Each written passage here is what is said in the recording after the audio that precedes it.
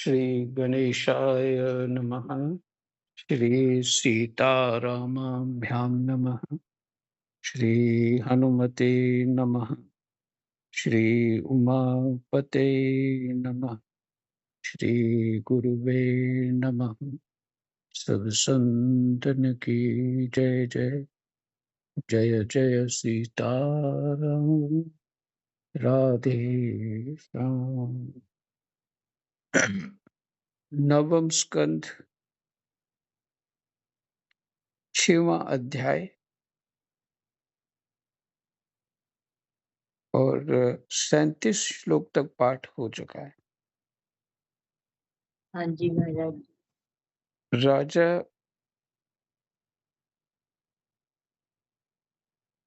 राजा मानधाता की पत्नी शशबिंदु की पुत्री बिंदुमती थी।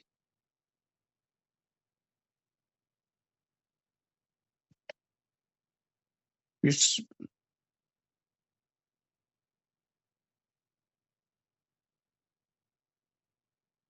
इसमें जो 36वां श्लोक है, फिर सुनने लायक है। भगवान के अतिरिक्त और ही है ही क्या? भगवान के अतिरिक्त और है ही क्या? यज्ञ की सामग्री, मंत्र, विधि विधान, यज्ञ जजमान, ऋत्विज, धर्म, देश और काल। जो ऋत्विज मैंने ब्राह्मण, जो उसके धर्म, देश और काल, ये सब का सब भगवान का ही स्वरूप तो है। अब जिस जिस स्थिति में हम खड़े हैं,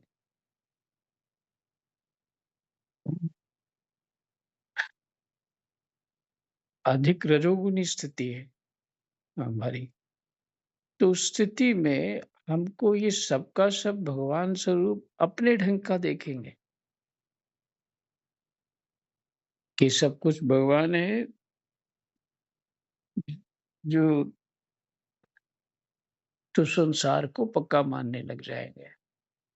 सबसे पहले यही करेंगे, क्योंकि ज्ञान नहीं, संसार को ही भगवान का अपने ढंग से भगवान का रूप मानेंगे। और पर उस तरह से चिंतन नहीं है इसका।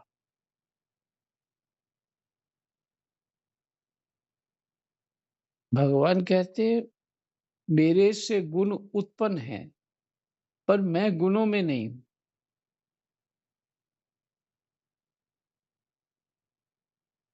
मेरे से गुण उत्पन्न हैं, पर मैं गुणों में नहीं। तो तात्पर्य यह है कि वो सात्विक दृष्टि और उसका चिंतन, एकाग्रता, साधना से कुछ समझ में आएगा। जब बुद्धि बहुत शांत हो जाएगी, चित्त शुद्ध हो जाएगा, तब भगवान का स्वरूप संसार कैसा है तब समझ में आएगा। ठीक है, इसलिए अपने ढंग से विचार नहीं करिए कि सब कुछ भगवान है। बहुत सारी ऐसी बातें होती है, कभी कभी मैं बोल भी देता हूँ, तो वो उनके लिए होती है जो शास्त्र का गहरा चिंतन कर रहे होते हैं। और जो आम स्थिति में व्यक्ति होता है, तो इसलिए जब जीव स्वतः अहमता ममता में फंस चुका है, उससे उस ममता के कारण बहुत दुखी है, तो उस समय तो अपने ढंग का ही सोचेगा ना। इसलिए शास्त्र कहता है कहने वाला बहुत सावधानी से बात कहे। हम्म, ताकि कोई उसका अर्थ अपने ढंग का निकाल के उसको ठीक मानने लग जाए, तो गड़बड़ हो जाएगा। अपने ढंग का ठीक मानेगा। जैसे ऐसे भी बहुतों से सुना है कि संसार तो स्वप्न मत है जी, कोई ऐसी बात ही नहीं। जो कुछ भी करो सब ठीक ही है इसमें। हुँ, तो ये कैसे ठीक हो गया जो कुछ भी करो? जो कुछ भी तो कर ही रहे हैं, फिर क्यों फँसे हैं संसार में? संसार में बड़ी बुरी तरह दुखी हम, तो दो जो जो कुछ भी करो तो कैसे ठीक हो गए? शास्त्र कहता है कि शास्त्र कहता है मेरी दृष्टि से देखो, फिर समझ में आएगा। कृष्णाय वासुदेवाय हरे परमात्मने प्रणतः क्लेशनाशाय गोविन्दाय नमो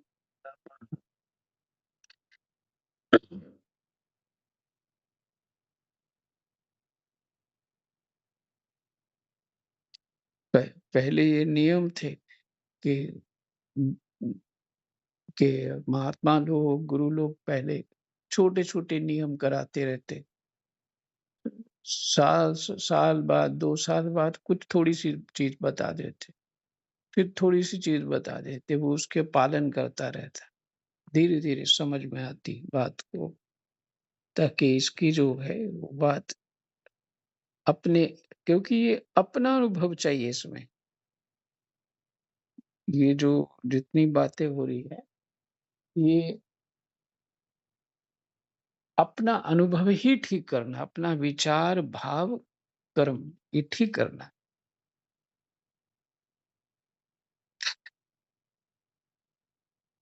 तो 38वाँ श्लोक है, राजा मांधाता की पत्नी शशबिंदु की पुत्री बिंदुमती थी। उसके गर्भ से उनके 3 पुत्र हुए, पुरुकुत्स, अम्बरीश, ये अम्बरीश दूसरे हैं। पहले तो बहुत पहले हो चुके होंगे, जिनकी कथा हो चुकी। अम्बरीश और जोगी मुचकुंद, इनकी 50 बहनें थीं। उन 50 ने अकेले शोबरी ऋषि को पति के रूप में वर्ण किया। परम तपस्वी शोभरी जी एक बार यमुना जल में डुबकी लगाकर तपस्या कर रहे थे। वहां उन्होंने देखा कि एक मत्स्य राज अपनी पत्नियों के साथ बहुत सुखी हो रहा है। उसके इस सुख को देखकर ब्राह्मण शोभरी के मन में भी विवाह करने की इच्छा जग उठी।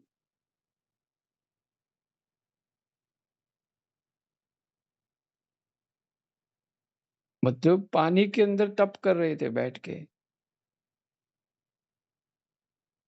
और पानी के अंदर उनको क्या दिखा? एक प्रक्रिया होती है, पानी को बांध लेते हैं उससे जो एक प्रकार से पानी ही उनकी गुफा बन जाता है।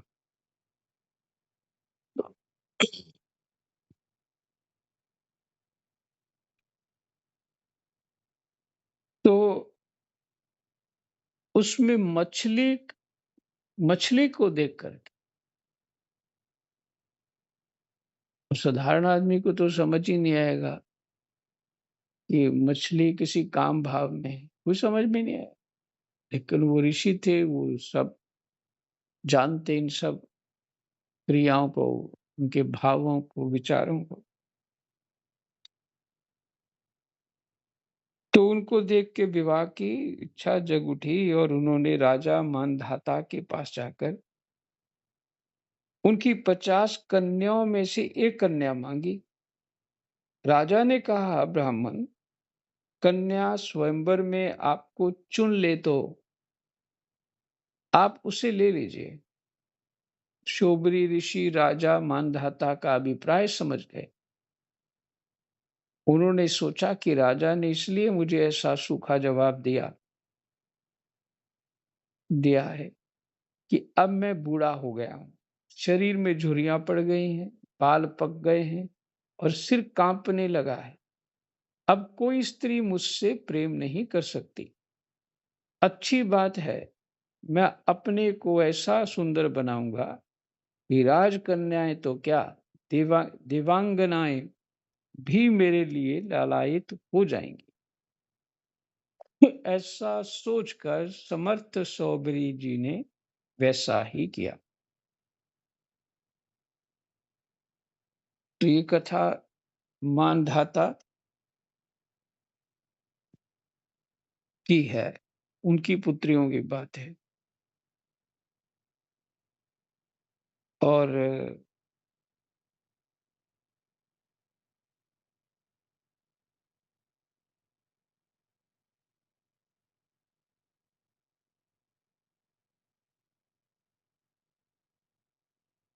फिर से पढ़ना चाहता हूँ इसको। राजा ने कहा, ब्राह्मण कन्या स्वयंवर में आपको चुन ले तो आप उसे ले लीजिए। सोबरी ऋषि राजा मानधाता का अभिप्राय समझ गए।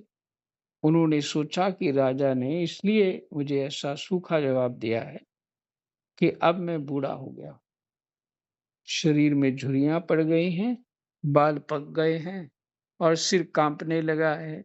अब कोई स्त्री मुझसे प्रेम नहीं कर सकती।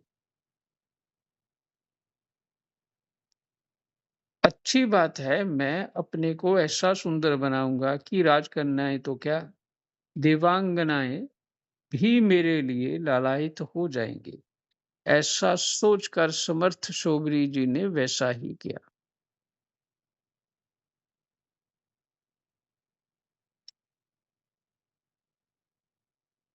तो क्या इससे क्या पता लगता है, ये ऋषि जो है का पतन हो गया या कुछ खराब हो गए हैं? इससे ये लगता है, इस साधारण आदमी तो ऐसे ही सोचेगा इस बात को। लेकिन वो ऋषि हैं, वो उन्होंने ऐसा अचानक विवाह का प्रस्ताव राजा को क्यों बोला? है ना? तो कोई विवाह करना दोष नहीं है। हुँ, ऐसे तो ऋषियों के, बड़े-बड़े योगियों के उदाहरण तो भरे पड़े शास्त्रों, पुराणों। और आजकल ही ये चल चल पड़ा है कि किसी को भी कोई कुछ भी तोहमत लगा दो।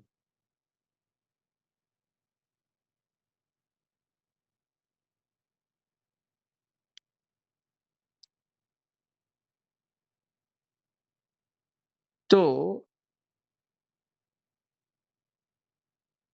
सिर्फ इतना ही है कि जैसे शोबरी ऋषि का ध्यान हट गया और वो ध्यान उनका उसमें अपने नियंत्रण में नहीं आ रहा।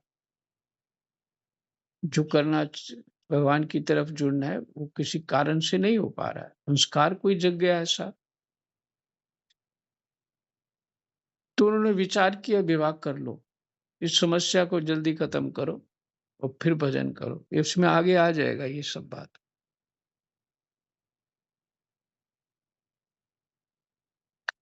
तो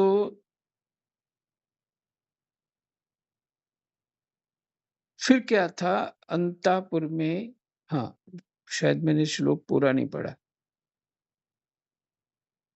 और सिर काँपने लगा है, अब बूढ़े हो गए, अब कोई स्त्री मुझसे प्रेम नहीं कर सकती। अच्छी बात है, मैं अपने को ऐसा सुंदर बनाऊँगा कि राजकन्याएँ तो क्या, देवांगनाएँ भी मेरे लिए ललायित हो जाएँगी। ऐसा सोचकर समर्थ शोभरी जी ने वैसा ही किया। फिर क्या था, अंतापुर के रक्षक ने शोभरी मुनि को कन्याओं के सजे-सजाए महल में पहुँचा दिया। फिर तो उन 50 राजकन्याओं ने एक शोभरी को ही अपना पति चुन लिया। उन कन्याओं का मन शोभरी जी में इस प्रकार आसक्त हो गया कि वे उनके लिए आपस के प्रेम भाव को तिलांजलि देकर परस्पर कलह करने लगीं और एक दूसरी से कहने लगीं, कि ये तुम्हारे योग्य नहीं, मेरे योग्य है। मतलब मेरे योग्य मैं शादी करूँगी, ये बात। तो ये लड़ने लग गईं सभी। ऋग्वेदी शोबरी ने, वो ऋग्वेद को जानते थे। ऋग्वेदी शोबरी ने उन सभी का पानी ग्रहण कर लिया कि तुम लड़ो मत, सभी से विवाह कर लूँगा। वे अपनी अपार तपस्या के प्रभाव से बहुमूल्य सामग्रियों से सुसज्जित अनेकों उपवनों और निर्मल जल से परिपूर्ण सरोवरों से युक्त एवं सौगंधिक पुष्पों के बगीचों से घिरे महलों में बहुमूल्य शैया, आसन, वस्त्र, आभूषण, स्नान, अनुलेपन, सुस्वादु भोजन और पुष्पमालाओं के द्वारा अपनी पत्नियों के साथ विहार करने लगे।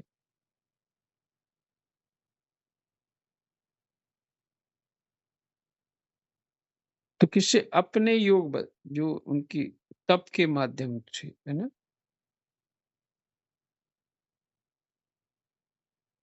तपस्या के प्रभाव से।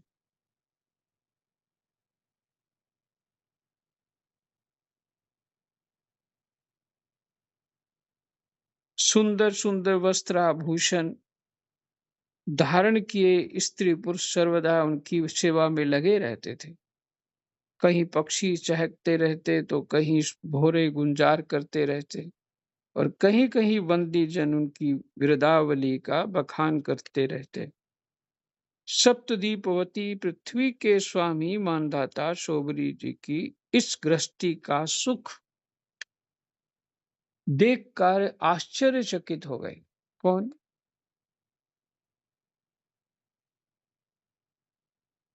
सप्तद्वीप वती पृथ्वी के स्वामी मानधाता जो उनके ससुर हैं, शौबरी जी की इस गृहस्थी का सुख देखकर आश्चर्यचकित हो गए। उनका ये गर्व की उनका ये गर्व कि मैं सार्वभौम संपत्ति का स्वामी हूँ, चाहता रहा। मैं सार्वभौम संपत्ति का स्वामी हूँ, चाहता रहा। ये जो उनका गर्व, वो चला गया। इस प्रकार शौबरी जी गृहस्थी के सुख में रम गए और अपनी निरोग इंद्रियों से अनेकों विषयों का सेवन करते रहे। फिर भी जैसे घी की बूंदों से आग तृप्त नहीं होती, वैसे ही उन्हें संतोष नहीं हुआ। यही है कारण कि विषयों में इंद्रियों के विषय, स्वाद का सुख, अच्छी सुगंध लेने का सुख और अच्छी बातें सुनने का सुख। ऐसा लगता है कि ये कोई खराब बात नहीं है, लेकिन ये बहुत बड़े खतरनाक चीज़ है। अच्छी बातें सुनना, दूसरों की बातें सुनना तो और भी ज़्यादा गड़बड़ है। तो उस संसारी सुख के, इंद्रियों के छोटे-छोटे जो सुख हैं, ये हमको भगवान से विमुख कर देते। इसलिए अधिक से अधिक एकांत रहे, अपने विचार में रहे। बार-बार मन को समझा के परमात्मा में जोड़ने का प्रयास करें। कभी नाम जप करे, कभी कथा सुने, कभी पढ़े, कभी भजन गाए। इस तरह से मन को सुझा-बुझा के उसमें लगाने का प्रयास करें। तो धीरे-धीरे उसमें दृढ़ता बनने लग जाती है। फिर सुख आने लग जाता है भजन साधन का। फिर लगाने की आवश्यकता नहीं पड़ती। फिर वो थोड़ा भी हटता है इधर-उधर तो चित्त दुखी हो जाता है। किसी की बात सुन लेगा तो परेशान हो जाएगा। तो इसलिए ऋषि लोग जो हैं, वो सुख नहीं लेते, कोई भी सुख नहीं लेते। कारण मात्र इतना ही है कि परमात्मा से ध्यान हट जाएगा, सुखों में लग जाएगा ध्यान। परमात्मा से ध्यान हट जाएगा, सुखों में लग जाएगा। जब सुखों में ध्यान लगेगा तो हम अपने आप को शरीर मानेंगे। बस जो कुछ है वो शरीर ही है, बाकी तो कुछ नहीं। अपने आप को आत्मा मान करके कोई शरीर के सुखों में थोड़ी घुस सकता है। परमात्मा का अंश मान करके थोड़ी घुस सकता है, क्योंकि वो शरीर के लिए सुख भोग की बुद्धि ही नहीं रहती उसकी, ऐसे भाव ही नहीं रहता। तो जितना सुख भोगो तो और की चाह होती, और मिले और मिले और मिले, ऐसे। तो वैसे ही उन्हें संतोष नहीं हुआ। इसलिए ऋषि लोग जो है, इस सुख को पास आने ही नहीं देते, तप में रहते हैं। ऋग्वेदाचार्य सोबरी जी एक दिन स्वस्थ चित्त से बैठे हुए थे। उस समय उन्होंने देखा कि मत्स्य राज के क्षण भर के संग से मैं किस प्रकार अपनी तपस्या तथा अपना आपा तक खो बैठा। वे सोचने लगे, अरे मैं तो बड़ा तपस्वी था, मैंने भली भांति अपने व्रतों का अनुष्ठान भी किया था, मेरा ये अधःपतन तो देखो, मैंने दीर्घ काल से अपने ब्रह्म तेज को अक्षुण्ण रखा था, परंतु जल के भीतर विहार करती हुई एक मछली के संसर्ग से मेरा ये ब्रह्म तेज नष्ट हो गया। ये है कारण।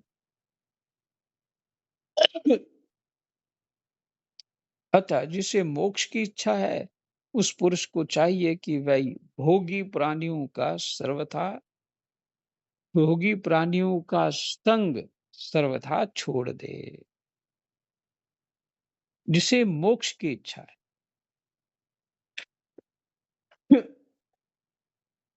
देखिए, बिल्कुल जो अभी घट रहा है हम लोगों के साथ,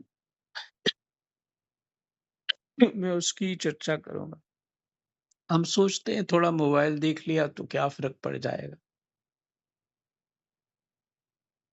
फ़र्क पड़ता है कि तुम 2 मिनट के लिए देखने लगते हो तो 2 घंटे हो जाते हैं। पहली बात ये है। दूसरा, फिर चित्त उसी उन्हीं बातों में घूमेगा। हुँ। अच्छा, ये भी विचार कर लेते हैं, अच्छा कोई आ गया, कोई अब किसी की निंदा स्तुति कर रहा है, तो अच्छा हम तो कुछ कहेंगे नहीं पर इसकी बात सुन लेते हैं, क्या चल रहा है मोहल्ले में? खबर मिल जाएगी। तो क्या होगा? हमने तो अपने आप को तो सोचा कि इससे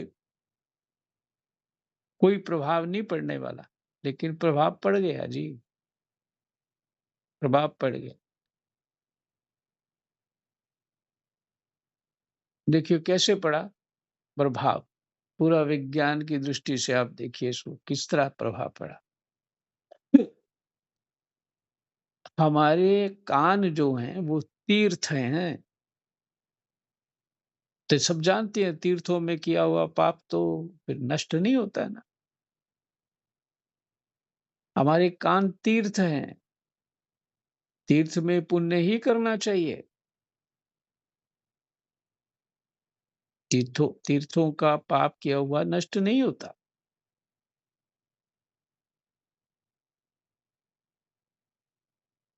तो हम गलत बात सुनेंगे, तो हम तीर्थों में वही काम किया। देखिए महाराज भी जब लघु शंका या टॉयलेट पे जाते हैं तो क्या करते हैं? इसको कान पे चढ़ाते हैं। कान पे इसलिए चढ़ाते हैं कि कान तीर्थ है और यज्ञोपवीत अशुद्ध नहीं होगा। तो और इस तीर्थ की पूरी महिमा जानते हैं हनुमान जी। राम कथा सुनवे को रसिया, सीता राम हृदय मन बसिया। और कुछ सुनते ही नहीं।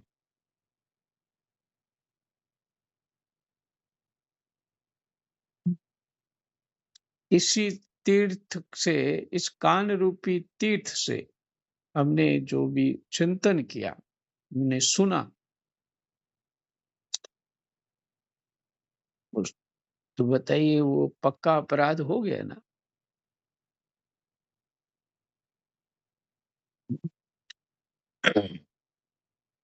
तो एक स्वरूप और है जो शास्त्र कह रहा है, शरीर ही यज्ञ रूप है। शरीर यज्ञ रूप है तो जो दिखते हैं वो भी, आंखें भी तो हवन ले रही है ना अपना। जो देख रही है वो आंखों में समा रहा है और चित्त में वो स्टोर हो रहा है। जो भी चीज जैसे कैमरा देखता है सब कुछ, इसी तरह कान जो सुनते हैं वो भी चित्त में स्टोर हो रहा है। जो स्पर्श करते हो, जैसा करते हो, वो भी चित्त में स्टोर हो जाता है। जो स्वाद लेते हो वो भी चित्त में स्टोर हो जाता है। ये सब जो 5 ज्ञानेंद्रियों के सुख हैं, वो चित्त में जाके जो जमा कर दोगे वही मिलना है रिटर्न में। बैंक से वही मिलेगा। यही काम किया था हमने। फिर यमराज पूछेगा क्या किया था? तो नहीं बताएँगे कि मैं तो बड़े अच्छे काम करके आया हूँ। तो यमराज वो हमारे चित्त से निकाल के सब कुछ दिखा देगा, ये किया तूने। अब इसका फल ये है, वो भोगो। वहाँ तो कोई डिस्काउंट नहीं मिलता। वो तो जगह ही ऐसी खतरनाक है कि वहाँ कोई किसी का थोड़ा भी कोई लिहाज़ नहीं होता है। तो इसलिए जो ऋषि लोग हैं, इस संसार की ओर ध्यान ही नहीं देते। जिसने जीना है जियो, मरना है मरो, कोई उनके लिए हमारा जीना मरना बिल्कुल व्यर्थ है। क्योंकि अहंता ममता में डूबे हुए प्राणी को कोई उसकी इच्छाएं पूरी करता रहेगा कोई भी, तो बताइए वो कहाँ जाएगा? इच्छाएं फिर और उसकी बढ़ेंगी, माने हद समाप्त तो हो ही नहीं सकती जीव की इच्छाएं। वो ध्यान ही नहीं देते। तो जो भजन साधन में लगे होते हैं, जो उधर उनको जो समझ नहीं आ रहा होता है, तो स्वतः ही बता देते हैं वो प्रकट होके।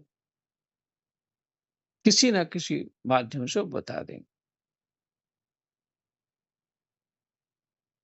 इसलिए वो संसारी सुख को महत्व ही नहीं देते। बिल्कुल महत्व नहीं होता उनके चित्त। तो यही शोभरी जी कह रहे हैं। अरे मैं तो बड़ा तपस्वी था, मैंने भली-भांति अपने व्रतों का अनुष्ठान किया था।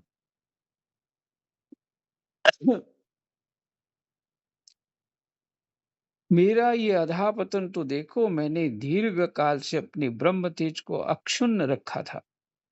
परंतु जल के भीतर विहार करती हुई एक मछली के संसर्ग से मेरा वह ब्रह्म तेज नष्ट हो गया।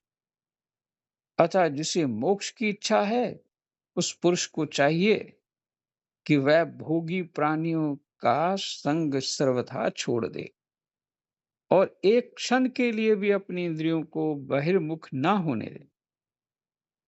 है ना? संसार की कहानियां सुनना क्या मतलब है? बहिर्मुख होना।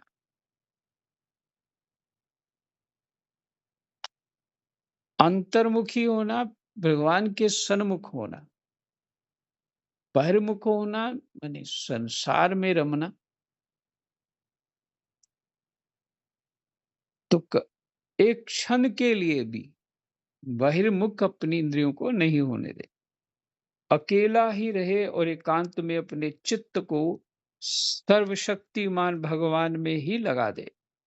यदि संग करने की आवश्यकता ही हो तो भगवान के अनन्य प्रेमी निष्ठावान महात्माओं का ही संग करे। मैं पहले एकांत में अकेला ही तपस्या में संलग्न था। फिर जल में मछली का संग होने से विवाह करके 50 हो गया। 50 हो गया। 50 जगह चित्त बँट गया और फिर संतानों के रूप में 5000। कितनी मेहनत की है ऋषि ने। 5000 संतानें। विषयों में सत्य बुद्धि होने से माया के गुणों ने मेरी बुद्धि हर ली। विषयों में सत्य बुद्धि माने शरीर बुद्धि होना। आत्म बुद्धि हम रखते ही नहीं, शरीर बुद्धि रखते हैं। होने से माया के गुणों ने मेरी बुद्धि हर ली। अब तो लोक और परलोक के संबंध में मेरा मन इतनी लालसाओं से भर गया कि मैं किसी तरह उनका पार ही नहीं पाता। इतनी लालसाएं हो गई। जिसके 5000 बच्चे होंगे बताइए। तो 5000 बच्चों की तरफ उनके सुख दुख का सोचना तो पड़ेगा। और थोड़ी सी स्त्रियां हैं मात्र 50, उनका भी सोचना पड़ेगा। तो ये विचार है। तो कितना क्या कलेश बन गया बताइए।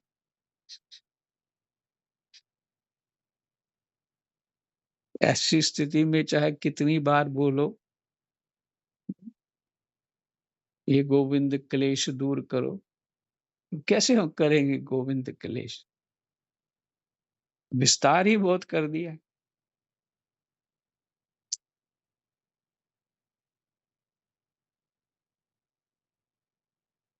इस प्रकार विचार करते हुए वे कुछ दिनों तक तो घर में ही रहे। फिर विरक्त होकर उन्होंने संन्यास ले लिया और वे वन में चले गए। अपने पति को ही सर्वस्व मानने वाली उनकी पत्नियों ने भी उनके साथ ही वन की यात्रा की। चलो टंटा खत्म। वहां जाकर परम संयमी शोभरी जी ने बड़ी घोर तपस्या की। शरीर को सुखा दिया तथा आहवनीय आदि अग्नियों के साथ ही अपने आप को परमात्मा में लीन कर दिया।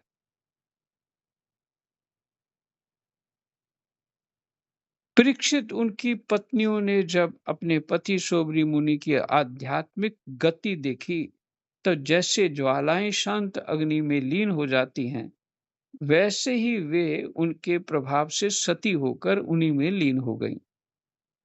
उन्हीं की गति को प्राप्त हुईं। ये कोई परमात्मा की लीला थी जो ऐसा हुआ। जय जय सीताराम। राधे श्याम। कृष्णाय वासुदेवाय हरये परमात्मने प्रणतः क्लेशनाशाय गोविन्दाय नमः। 6वां अध्याय विश्राम। जय जय।